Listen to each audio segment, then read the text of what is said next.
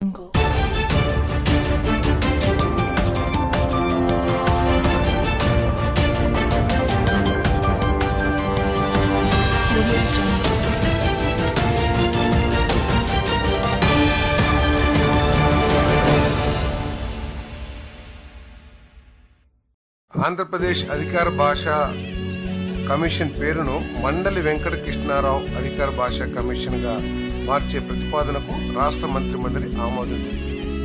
మరి మండలి కృష్ణరావు గారి గురించి తెలియని వారు ఎవరుండరు ఈ ప్రాంతంలో. వారు దివిసీమ గాంధీగా పేరు పొందిన వ్యక్తి. అటువంటి ఆయన జీవన శైలి, ఆ పేరు ఆయన సంపాదించారంటే ఆయన జీవన శైలి ఏ విధంగా ఉండేదో, ఏ విధంగా శాంతి లేకపోతే ప్రజల సంబంధాలు ఏ విధంగా నడిపేవాడో కూడా అందరికీ తెలిసిందే. అంతేకాకుండా దివిసీమ ఉప్పెన చాలా మందికి గుర్తుంటుంది. కొన్ని వేల మంది ప్రాణాలు కోల్పోయిన పరిస్థితుల్లో వాళ్ళందరినీ కూడా బరీ చేయడం కానివ్వండి, వారికి పునరావాసం కల్పించడం కూడా ఆయన అత్యంత ప్రముఖ పాత్ర నిర్వహించిన విషయం కూడా ఈ ప్రాంత వాసులందరూ, కృష్ణా జిల్లా వాసులందరూ కూడా తెలిసిందే.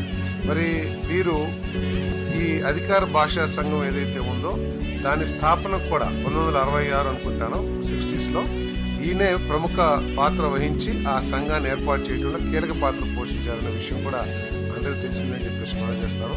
మరి ఆయన భాష అభివృద్ధి కోసం, తెలుగు భాష అభివృద్ధి కోసం, తెలుగు భాషని అధికారికంగా అధికార కార్యకలాపాల్లో కూడా వినియోగించాలని ఆనాటి నుంచి కూడా మరి ఆయన చేసిన కృషి కానివ్వండి, లేదు ఆయన చేసిన గొప్ప పనులన్నింటినీ దృష్టిలో పెట్టుకుని మరి ఈ భాషా సంఘం పేరుని మండలి వెంకటకృష్ణారావు అధికార భాష కమిషన్ గా మరి మార్చే ప్రతిపాదనని ప్రభుత్వం ఆమోదించిందని చెప్పేసి